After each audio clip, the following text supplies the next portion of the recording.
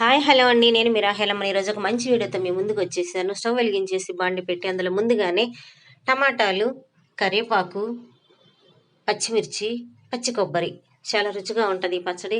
అన్నంలోకి, అట్టలోకి, ఇడ్లీలోకి, చపాతీలోకి, పూరీలోకి, పుల్కాలోకి దేంట్లో తిన్నా, ప్రయాణంలో తీసుకెళ్ళినా చాలా రుచిగా ఉంటుంది.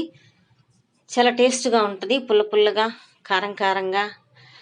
పచ్చి కొబ్బరి మంచి రుచి వస్తుంది కదా. 3 స్పూన్లు ఆయిల్ వేసుకోవాలి. ఫుల్గా 2 రాదు కాబట్టి 3 సార్లు వేస్తున్నాను. 2 స్పూన్లు సరిపోతుంది. ఈ ఆయిల్ వేసుకున్న తర్వాత ఆ తర్వాత దీంట్లోనే కొద్దిగా మనము ఇప్పుడే ఉప్పు వేసేసుకోవాలి. బాగా పడుతుందన్నమాట.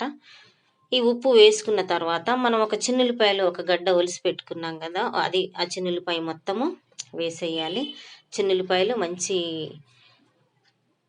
ఇది కూడా బ్లడ్ సర్క్యులేషన్ బాగా జరిగేలాగా చేసిద్ది.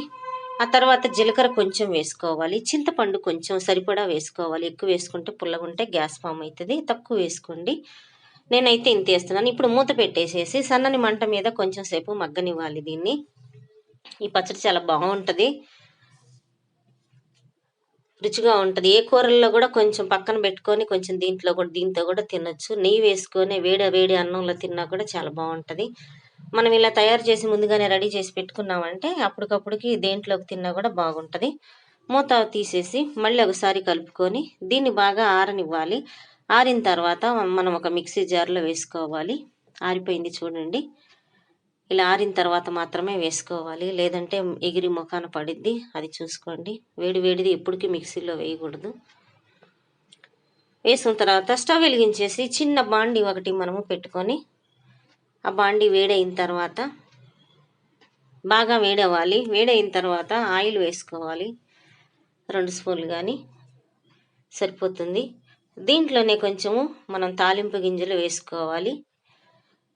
కొంచెం అంటే కొంచెం ఎక్కువ అవసరం లేదు. మంచి సువాసన కోసం మాత్రమే వేస్తున్నాం. తాలింపు గింజలు కొంచెం ఒకే ఒక రెబ్బ కరివేపాకు వేస్తున్నాం. కరివేపాకు సువాసన కోసం మాత్రమే.